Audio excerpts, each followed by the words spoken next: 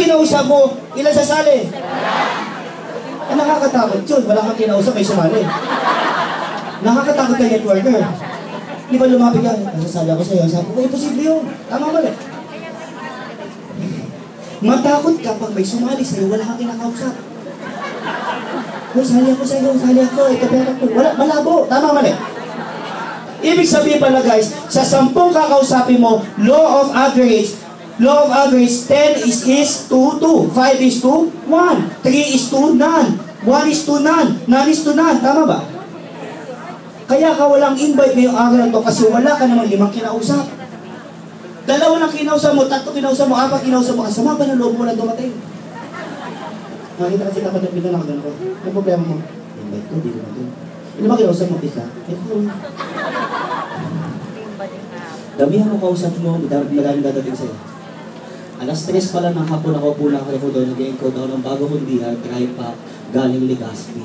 Bago ako dumating dito, naka-apat na pipik na ako. Diba? Nag-i-invite ako, ba't ikaw hindi makapag-invite? Maliwanag ba? Gabi-gabi na! Nakuha nyo? Ito man tao kayo? Mami? Nakuha nyo? Ibig sabihin pala sa network marketing, asahan mo na walang dadating kung 3 sinali mo, kinausap mo. Asahan mo pag sa 10 kinausap mo may 1 dagat, 2 dadating. Tama? Ibig sabihin, ang goal natin starting tomorrow, lahat tayo may 10 kausapin para may tawalang sumali. Sino sa kagad mo, friend? Madali lang yan. Okay, now, what's stopping you? Bakit pa isang network marketer hindi makapag-invite? Ang hirap ang iba, hindi ko kaya. Kasi natatakot kang ma-reject. Bakit sila apply na ito? Palapakan natin yung top earner na top 1 po natin. Bakit sila hanggang ngayon may pay-in? Bakit yung mga top 2, top 3 sila, Sir Greg Padilla, palapakan natin sa likod, ayan po. Bakit sila patuloy ang pag-invite kahit sumi-check? Bakit hindi takot ka sa rejection? Ano mo ba yung sabihin na rejection? Yung isang negosyo na masasabihan ka ng no. Tama ba? Kapatid, diretso yung nakatagay. Diba? Diretso ko po kaya. Diretso ito pabilis. Diretso to. Itong negosyo pinasok ninyo, rejection business. Ano po yung rejection business? Ibig sabihin, madaming hindi sa inyo. Tama ba? Okay. Apply. Ibig sabihin, isang negosyo madaming humihindi. Ibig sabihin, pangit. Mali.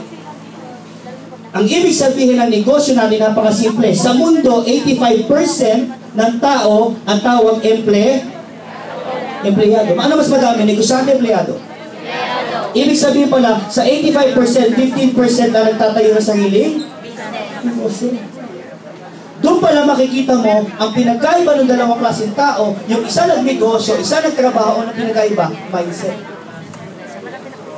Ano ba yung sabihin ng mindset? Set of mind?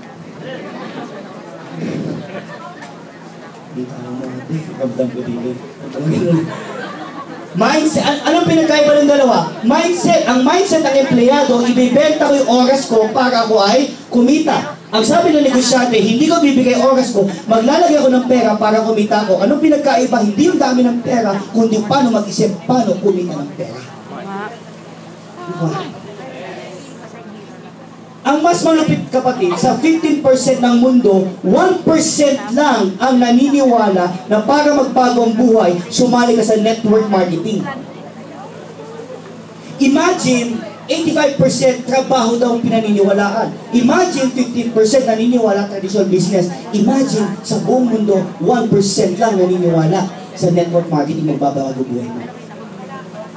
Ibig sabihin, rejection business. Tama ba?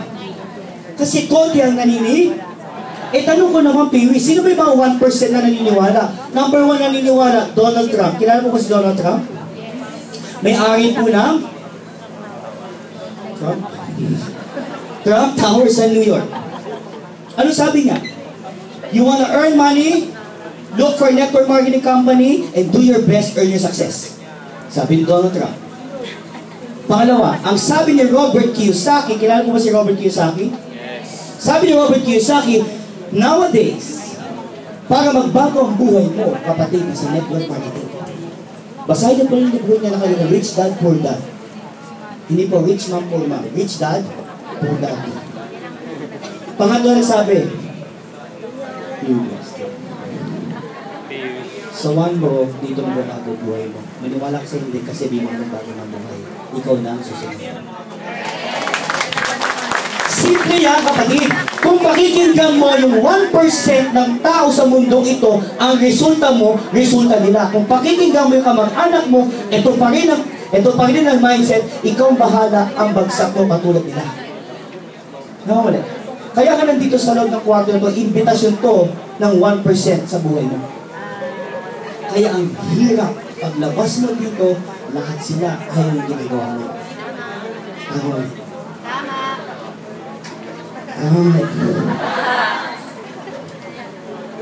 Isang porsyento lang tayo sa mundong ito. Kaya huwag kang masasakta na ayaw nila. Kasi konti lang tayo, tama ba? So kung the more kang inaayawan, the more kang matuwa kasi may ginagawa kang kakaiba. Tama mali? Isang porsyento to ng mundo. Mga kapatid, gusto kitang i-congratulate. Party ka na. Dito sa 1% na to. Palapak na gatabi. Ang hirap makipag-usap sa dami ng tao kasi ang alam ko, sa hirap ng buhay, mas mahirap ang maging mahirap. Ano, gusto niyo ba yung mahirap? Tuwa ka pa sa pagiging mahirap? Tuwa ako ba nakakita mo? Tuwa ka dyan? Hindi, tama mali. Simple lang po tawag dyan, fear factor. Ano ba yung sabihin ng fear factor? Pag sabihin fear, false event appearing real. Ibig sabihin, takot. Sabi mo sa kapatid mo, takot. Takot ka lang, kaya hindi ka maka-invite. Mali. Takot ako pag in-invite yung nanay ko, baka kantahin ako. Takot ako, baka pa in-invite ko na friend ko, kantahin din ako. Takot akong kausapin ng tao kasi baka pagtawanan ako. Takot akong kumausap kasi baka sabihin nilang mali ginagawa ko. Takot akong lumapit kasi nahihiya ako. Tawag dyan fear? Simple lang. Yung fear, papalitan lang natin ang faith. Kung kaya mong isipin na pangit, edi kaya mong isipin maganda. Kung kaya mong isipin hindi siya sasali, edi mas kaya mong isipin sasali siya. Kasi sabi ni fear, hindi kasi siya sasali. Sabi ni faith, sasali siya. Sabi ni fear, ayaw niya. Sabi ni faith, gusto niya. Ha? Sabi ni fear, malabo na. Pero sabi ni faith, yaman ka pa. Sabi ni fear, wala nang sasali sa'yo. Pero sabi ni faith, bukas may sasali, mag-invite ka na. Sabi ni fear, wala ka ng pag-asa. Sabi ni faith, sa one go, ang nalitan ay nagkakasa niya. Build your faith factor. Pag sinabing build your faith factor, kapatid, tayong lahat po ay naniniwala kayo tayong lahat ay takot. Sino po dito naniniwala kayo siya? Sa mga konting naniniwala ng takot tayo ay tayo mag-usap. Ewan ko kung katabi mo ng klase siya, i-real ba siya? Lahat ng tao may pag-asa yumaman. Lahat ng tao may karapatan yumaman sa ayon sa gusto mo. Kahit nasang ka pa nang galing sa nanay mo, sa tatay mo, may karapatan ka yumaman. Paano ba apply? Paano yumaman? Simple! Build your faith factor. Tuwing kailan ang training? Every Saturday. Tuwing kailan ang training? Every Thursday, every Tuesday. Pero kapatid, ang training mo dapat every day. Paano nagtitrain yung sarili mo? Simple. Isipin mo lang lagi ng apat na barahan. Ilan ang barahan? Ilang alas sa barahan? Ano yun? Alas. Alas na yun. Alas 8. Alas 9. Ano? Diamonds! Spade! Flowers! Flowers! Spade! Diamond, hearts, flowers, spade. Lahat tayo may alas sa buwan. Pag binalasan mo isang baraha, pwede mo sa kanya lumabas sa simula, lumabas sa gitna, lumabas sa dulo. Pero alam ko, agad na sa'yo kasi. Yes, alam ko sumali ka na sa ganito dating company. Yes, sumali ka na nga sa baba.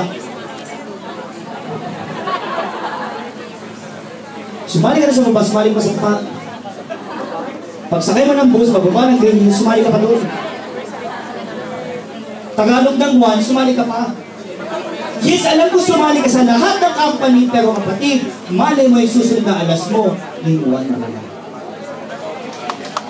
Hindi porket wala nangyari sa ibang company, ibig sabihin, walang nangyari sa dito kasi hindi mo alam malay mo ito ng alas mo. Lugi ako sa inyo. Kasi kasama ko kayo once a week lang, ang kasama ng sarili mo. Kung paano ka mag-iisip, hindi ko kaya baguhin. Pero isa lang sabihin ko sa'yo, may 4 kang alas. Ang katumbas naman, ang bubuksan mo.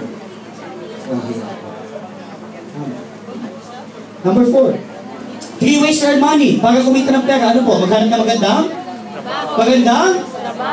Diba sabi ng magulang natin, anak, pagkatapos mo magtrabaho, maghanap ka ng magandang? Pagkatapos mo mag-aral, maghanap ka ng magandang? Trabaho. Para magkaroon ka magandang buhay. Madami ang kaibigan ang gagawin ng trabaho pero hindi magandang buhay. Madami ang kaibigan hanggang ngayon, manager po sila, sud sa pagtatrabaho pero hanggang ngayon namamasahe. Madami yung kaibigan hanggang ngayon nagtatrabaho pero sarili bahay hindi makatulog. Hindi bakit may trabaho pa, ibig sabihin maganda ang buhay talaga. Tanong, sino maganda ang buhay? Kaya yung iba pumapasok sa tinatawag na business. Kasi sabi nila, para kumita ng pera, kailangan pumasok sa magandang business. Pag pinag-usapan ng business, may 3 klase ng business. Yung unang klase po ng business, ang tawag doon, good business. Ano po yung good business? Mag-invest ka ng maliit, kumikita ka ng maliit. Good business. Sagi-sagi store, good business. Kita mo, sagi-sagi store din. Better business. Pag nag-invest ka ng malaki, kita ka ng malaki. Ano po yung mga malaki? Jollibee. Invest ka ng milyon, kikita ka ng milyon. Kaso kailangan mo ng malaki? Ito maganda. Best business. Ano po ba yung best business? Invest ka ng maliit, kita ka ng malaki. Kung tatanungin kita bago tayo matatapos na tayo 10 minutes na lang. Anong pipili mo sa tatlo? Good business? Better business? Or best business? Best business. Kaya nga ho, binuksan na yung multi-level marketing because sa multi-level marketing, ang ilalabas mo maliit, pero ang kita mo, malaki. Naku, kaya po tayo yan dito sa loob ng kwarto na to kasi tayo ang mga tao magiging resulta ng multi-level marketing sa pamilya natin. Tama ba? Alam ko lang yung mayaman sa pamilya nyo sa multi-level marketing, kaya lahat kaaway ka. Yes. Yan na rin siya. Mag-explain na naman yun. Diyos ko, sabi birthday party. Diyos ko mag-explain na naman. Pagbigyan mo na, hindi may pagkain.